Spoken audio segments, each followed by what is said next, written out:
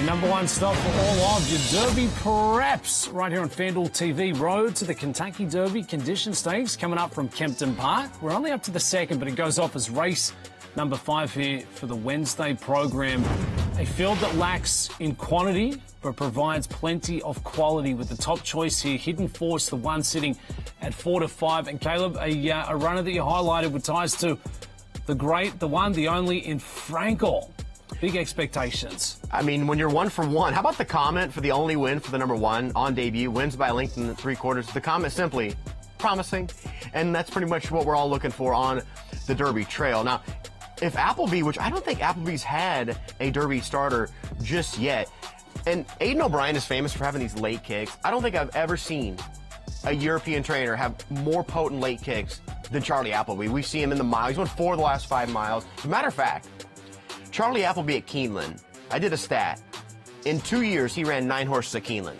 Now, 4 of them won, but 8 of the 9 had the fastest closing quarter mile, even if they flew on for second or third. So nobody really kicks on in terms of a trainer like the horses from Charlie Appleby and Godolphin. It's going to be a fantastic race coming up, race number 5 on the program as we take a look at the European Middle East prep race schedule. This one coming up this afternoon.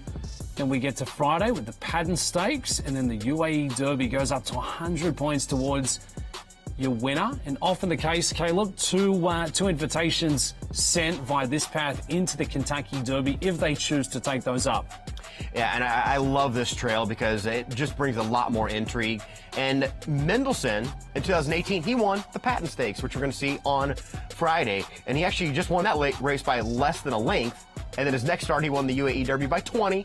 So really looking forward to it. And then, you know, the Fountain of Youth coming up on Saturday. Some are saying that it is the best trail race so far.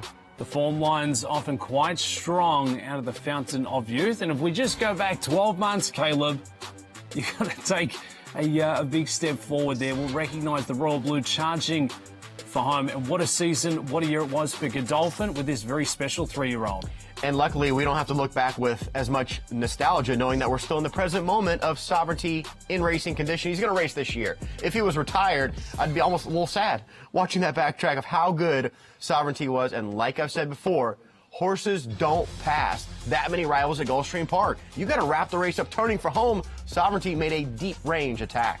It was Sovereignty last year. We know the season that he went on to have. It was Dornick in 2024. Some other big names here, from Good Magic to Orb to Quality Road, Cat Thief to Match. And they sort of build off this one as a massive stepping stone going through the mid-mark of the year.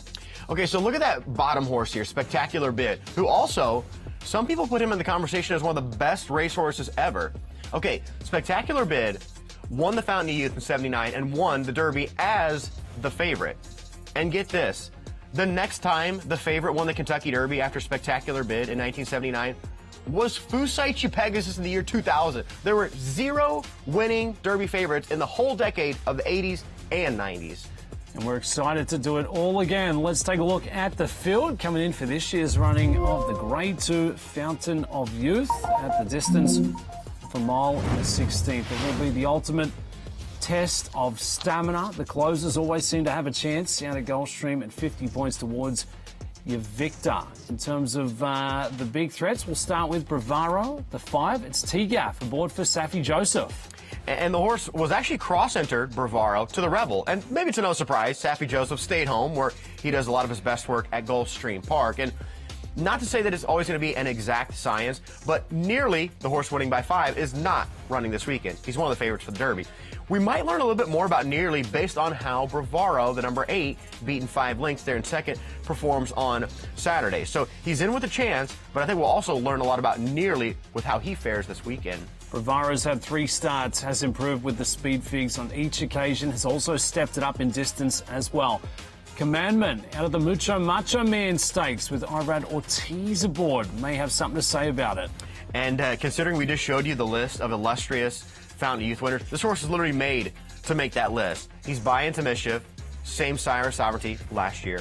And he's also out of a Orb mare who won the 2013 Fountain of Youth. So top and bottom, this horse has had a lot of success in this very race and did it easily. I'm telling you, these 2 wins back-to-back Go back and watch the 4th place effort on debut. That was a super promising 4th. Don't be discouraged by the fact that Commandment got beat on debut. He got bet in a loaded race on a speed favoring track and still ran a really strong 4th.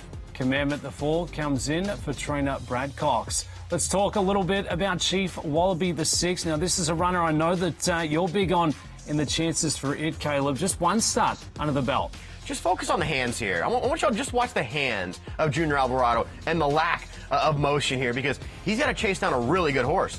This Chestnut on the lead in the blue, that's the Puma, who was 3rd in the Sam F. Davis as a maiden, and Gustavo Delgado said that was the best horse in his barn.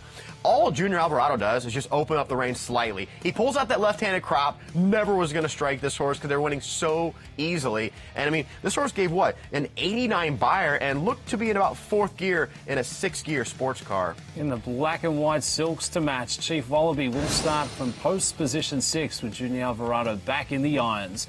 This one's coming up Saturday afternoon, race 14, a 14-race program for Fountain of Youth Day out at Gulfstream Park, one of the biggest on the calendar, and we'll have the starting 5 live on the grounds. Larry, Matt, Joaquin, Anthony and Caden taking you through all of the lead-up and buzz racing this week. Returns to Gulfstream Thursday through Sunday. The big feature, the Fountain of Youth on Saturday, Caleb.